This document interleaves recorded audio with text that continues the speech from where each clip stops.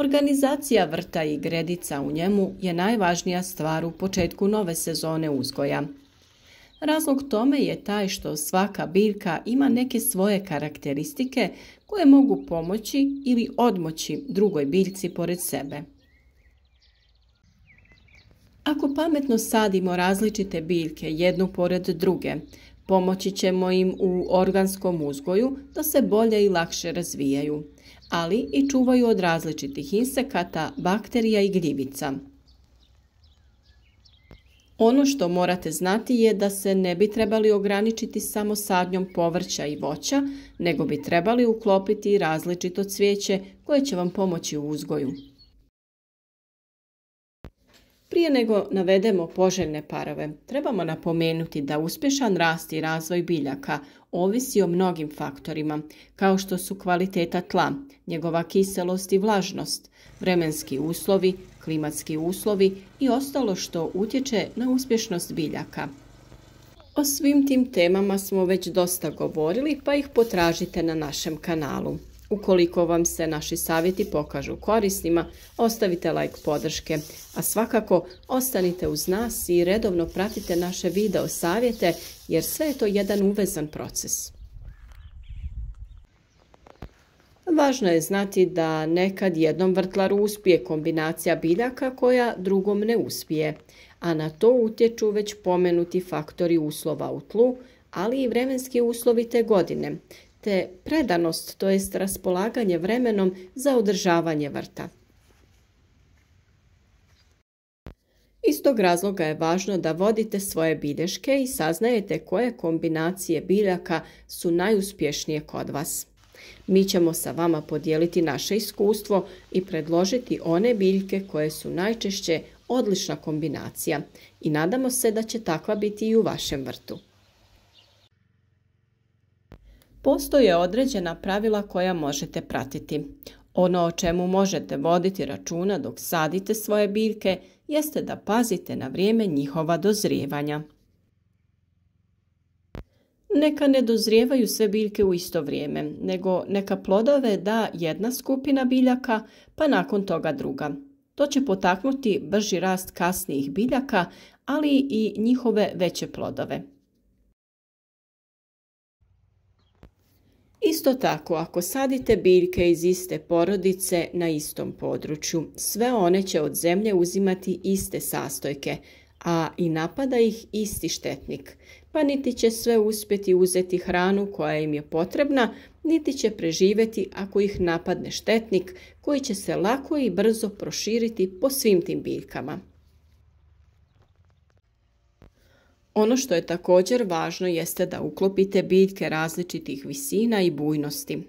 Tako ćete iskoristiti prostor u vrtu, jer ćete uz neku visoku biljku poput paradajza posaditi, na primjer, kupus. Paradajzu se sa vremenom uklanjaju listovi, ostaje prozračan i osunčan prostor za kupus koji je pri dnu.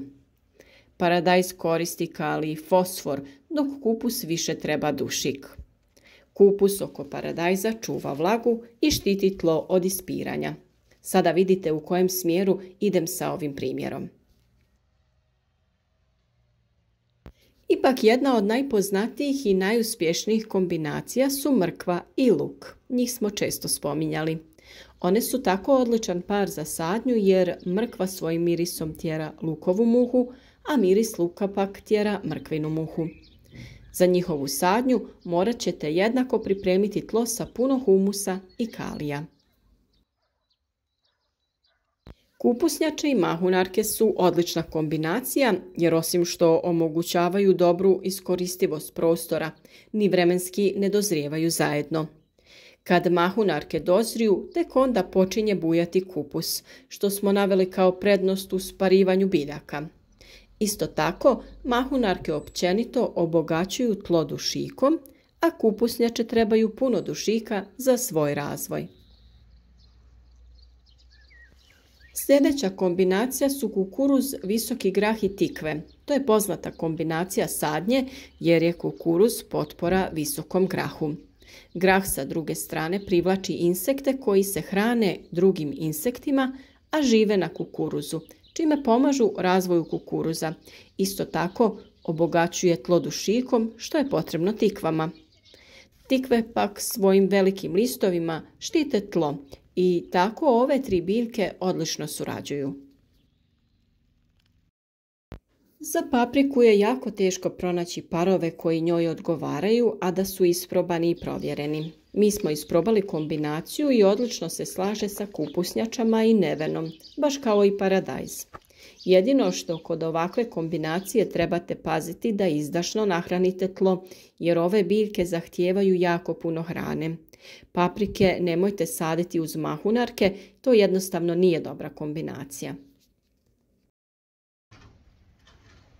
Paradajz i kupus smo već spomenuli, ali još jedna prednost ove kombinacije jeste to da paradajz ima svoj specifičan i intenzivan miris koji je odbojan kupusnim moljcima, čije gusjenice rade velike rupe na listovima kupusa. Ako želite to spriječiti, upravo će paradajz pored kupusa biti odlična pomoć. Ako posadite kamilicu pored krompira, ona će zaštitnički djelovati tjerajući krompirove zlatice. Kamilica privlači uši te ih odvlači od ostalog bilja u vašem vrtu. Nju možete posaditi posvuda, po rubovima ili nasumično između biljaka. Još jedna odlična kombinacija su rotkvice i špinat i možda vas je to iznenadilo. No, rotkvica odvlači insekte koji napadaju listove špinata koji su nam potrebni, a štetu koju isti ti insekti načine rotkvici ne sprječava rast korijenja ispod zemlje, pa je to način na koji ćete očuvati i špinat i korijen rotkvice koji jedete. Bijeli luk je jako koristan kod borbe sa štetnicima i možete ga posaditi posvuda. Krastavac, mrkva, cikla, paradajz i jagode sa bijelim lukom su odlična kombinacija, a također on poboljšava okus repe, ali i poboljšava njen rast. Origano općenito odbija štetočine, a jako se korisno pokazao upravo uz krastavac. U vrtu je jako važno izmjenjivati biljke koje imaju različite zahtjeve. Neki to rješavaju plodoredom, a mi smo vam dali primjer kako to možete raditi kroz 3 ili 4 godine. No kod malih vrtova popularnije je raditi sadnju mješovitih kultura. Naime, sadnjom više različitih biljaka na istoj gredici bolje se iskorištava prostor, stoga su mješovite kulture osobito pogodne za one male vrtove ili uzdignute gredice. U mješovitoj kulturi, jednako kao i u prirodi, biljne zajednice za vrijeme vegetacije rastu blizu jedna drugoj i na taj način njihovo lišće sjeni tlo i štiti vlažnost tla od isparavanja. Dobro organizirana mješovita kultura na gredici mora se nadopunjavati i nadzemno i podzemno, a biljke moraju biti odabrane na način da se međusobno ne ugrožavaju svojim listovima i plodovima, te uvijek mora ostati dovoljno prostora za svjetlost i protok zraka. Tablicu biljaka koje se međusobno slažu možete sebi uslikati i spremiti i da uvijek imate pri ruci kada ste u nekoj nedoumici. Naravno da ćemo za svaku biljku posebno prilikom njene sadnje reći kako ju kombinirati, kraj čega sijati ili saditi, pa ostanite s nama i pratite radove na vrijeme. Trudimo se da sve naše video savjete za određenu temu objavimo nekoliko dana prije nego je stvarno vrijeme za te radove kako biste se vi na vrijeme pripremili i krenuli sa radom u vrtu. Ukoliko su naši video savjeti korisni, nadamo se da ćete ostaviti like podrške, podijeliti video sa prijateljima i ne zaboravite na našem kanalu potražiti još zanimljivih tema. Sve što vas zanima o uzgoju, prihrani i zaštiti voća i povrća na prirodan način pronađite u našim video savjetima. Neka nam svima ovo bude najbolja sezona uzgoja do sada.